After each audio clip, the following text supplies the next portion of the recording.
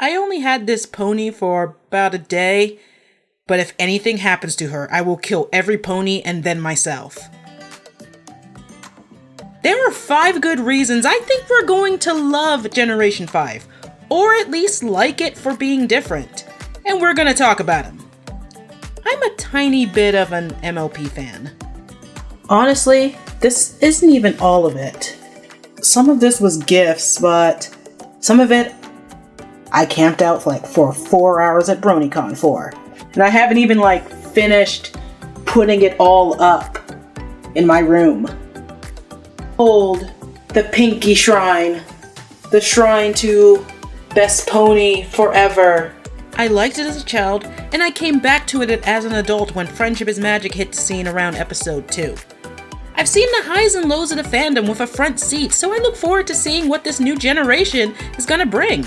But with the leaks and legit info coming out, we got a good hold on what this is gonna entail. And these 5 things are the ones that stand out to me as hints to a great story, or at least an interesting one. 1. A continuation of the lore. The official synopsis is: in the new movie, the Ponies of Equestria has lost its magic. Friendship and harmony have been replaced by paranoia and mistrust, and ponies now live separated by species. Sunny, a feisty, idealistic young Earth pony, is convinced there's still hope for this divided world, but her slightly misguided and often hilarious efforts to change hearts and minds have led her to being a misfit. When Sunny befriends a lost unicorn named Izzy, who wanders innocently into the Earth pony town of Maretime Bay, the town has had enough. Izzy and Sunny must embark on an epic adventure that would include a daring jewel heist, outrageous conspiracy theories, elaborate musical numbers, and the world's cutest flying Pomeranian. Their adventures will take them to the faraway lands and force them to challenge the status quo by facing their fears and making new friends out of old enemies. The world Sunny has dreamed of her entire life could finally become reality as Sunny and her newfound friends fight to prove that even little ponies can make a big difference. Man, I went into radio talk mode there. So 1, when are we going to see that Pomeranian? 2, what the heck happened between the wonderful integrated Equestria we saw at the end of G4? Now we go to 2, prejudice and activism. Back in January, it was confirmed in a Kids Screen article that the new show would be in the same world because why throw out all that lore? Also that the new show was going to shift the brand's focus to more modern themes like diversity and inclusion. And the synopsis is clear on that being the case, which made me think, is this the gritty reboot? Zack Snyder's My Little Pony. Think about it. MLP will never have a true, torn-down, post-apocalyptic, dark, edgy reboot because they're effing rainbow-colored ponies. But what if the grittiness is actually emotional, ideological, spiritual? And that led into the apocalypse of friendship. It made the unicorns, alicorns, Earth, and Pegasi racists and segregated. And what's the opposite of love, acceptance, and friendship? Enemies, hate, and the rhetoric that brings ponies to these harmful ideas.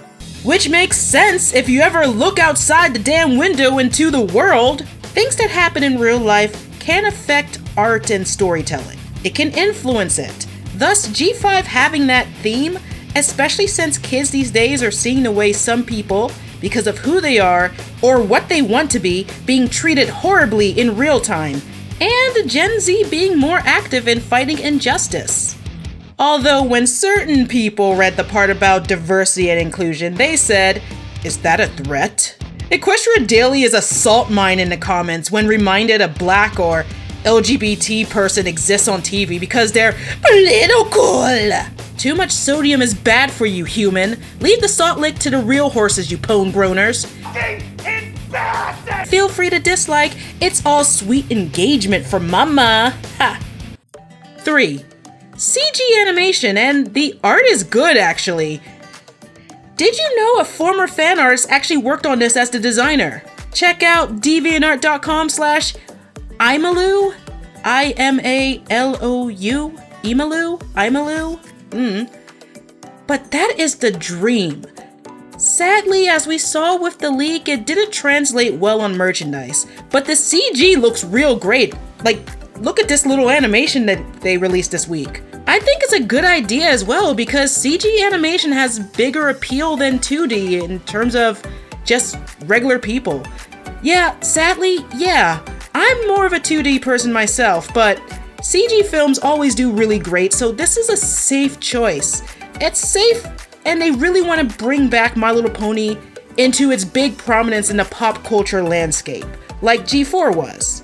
And I think this is going to lead to some great animated moments and some great storytelling with it. Number 4. A boy? Boys exist. There's a ton in Friendship is Magic, and hell, I grew up on My Little Pony Tales, which had a freaking song about boys. Boys, boys, boys, what do we want with boys? I'm just glad to see one in the main cast, just doing adventures with the girls. G4 always had mass appeal to all genders, and G5 seems like it's going to continue that in a more direct way. I hope he's a good character, but I think he's gonna be the comic relief, or hopefully more like Sokka, who has layers while still being the comic relief. And lastly, 5. Izzy. I mean, look at her. Look at this girl. You gonna look at her and tell me she isn't a reason to watch the show? If you got this far in the video, type Izzy below, confirming her vote for the newest best pony.